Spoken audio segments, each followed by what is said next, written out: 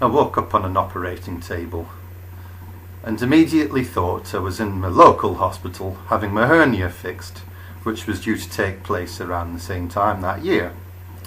I was confused and drowsy, and I could not recall being admitted. The last thing I remembered, I was reading a book in bed at home, and I thought that maybe the time lapse was due to anaesthetic and I would regain my bearings soon enough. But my mouth was very dry, so I lifted my head up and I looked for a nurse to ask for some water. There was someone to my left, so I raised my hand to get their attention.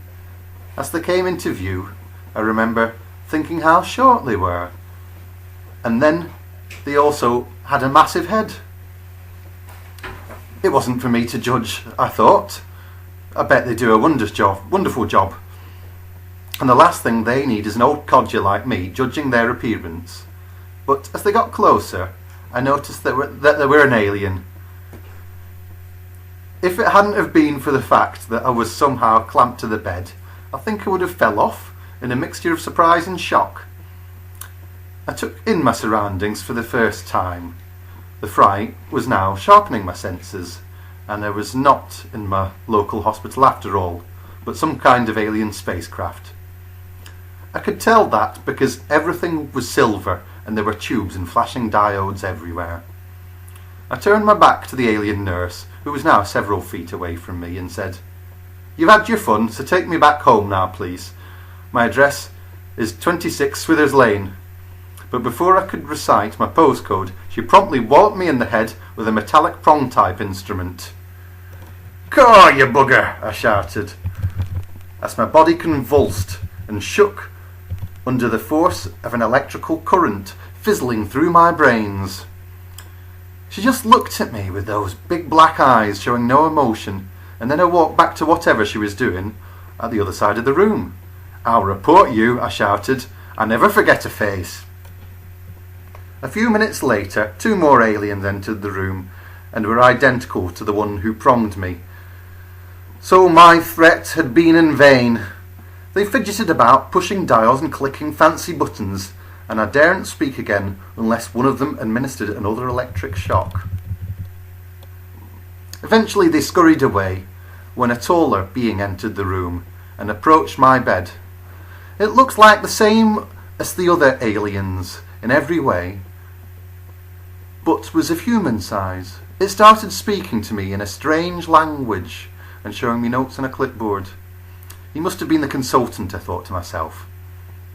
I didn't want another pronging, so I nodded my head and pretended to understand what he was saying, although he was talking utter gibberish. After a few minutes he shut up and produced what I first thought to be a pen. For me, to sign some sort of legal document, but instead of placing it in my hand, he jabbed it in between my legs, inserting it somewhere I would rather not mention. Oh, it stung like a wizard, bringing tears to my eyes. I told him so, but he paid no attention. He was almost looking pleased with himself, but in my honest opinion, I don't think he knew what he was doing. Anyway, he eventually buggered off, leaving me in mild discomfort. I thought about ways of escaping, but even if I could release the clamps digging down into my arms, how was I to get off this spaceship, especially as it was probably floating about in space somewhere? I could have taken the smaller ones, I thought, and probably figured out how to pilot the crew back to Beasley, but the bigger alien might have been a handful. If I had been 10 years younger, I would have fancied my chances with a lot of them. As I lay there, lost in my thoughts, the tall consultant type suddenly re-entered the room, accompanied by a more human-looking female, who was standing there completely naked, holding a baby. He's taken her to the wrong ward, I thought. I was about to tell him when she walked forward and gave me closer inspection of the baby. "That's nice," I said. "You want to watch him?" I whispered, pointing to the tall alien. "I think he's got a screw loose." I was suddenly startled when I took an actual look at the baby instead of pretending to, It had the same big black eyes as those alien types, and yet the rest of it appeared to be human. I glanced up at the woman. "Oh," I said, "what a handsome devil he is," and then also noticed that she had the same eyes, which had been concealed previously by her long blonde flowing hair. I tried to be polite by smiling and making awkward small talk, but it was getting too odd for me. I hoped that they would soon let me go. I was probably missing all my favourite television programmes, and of course the wife would be annoyed to find I'd disappeared without leaving a note.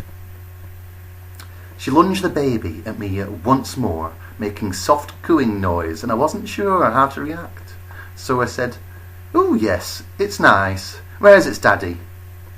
"You're the daddy," she cooed in a laughing, childlike way. "What?" I shouted. Why didn't you tell me you spoke English? I've been sitting here for nearly 2 hours with that prat waffling on in Martian or whatever he speaks, and then it suddenly dawned on me. The unsightly creature before me was my very own child. They had violated me in my unconscious state to produce an intergalactic mongrel. I later discovered that the correct term is hybrid. I couldn't take any more shock, and I started shouting and screaming in a rage and delirium, and shaking about on the bed until the clamp snapped free. The room filled with the small aliens as I swung my arms and kicked out my legs at any obstacles in the way. At one point I think I even punched the baby. They overpowered me, zapping me with the handheld prongs until I passed out. The next thing I remember is waking up with no clothes on in a park near my house, even though I had told that small alien my address. I was spotted by a group of kids playing football and an old lady walking her dog, so the police were called and I was detained under the Indecency Act for questioning. I made up a story about sleepwalking and I was released later that day. My wife had to pick me up and bring me a set of clothes. Needless to say, I told her the same fabricated story. I've not heard from the alien since, but a few weeks later I received a children's crayon drawing through the letterbox. It was a picture of me being zapped into unconsciousness by the little grey aliens and the word "Daddy" scrawled underneath. Cheeky little, I thought to myself, and scrunched it up into a ball. The drawing wasn't half bad. She will have got that from my Uncle Keith on my mum's side.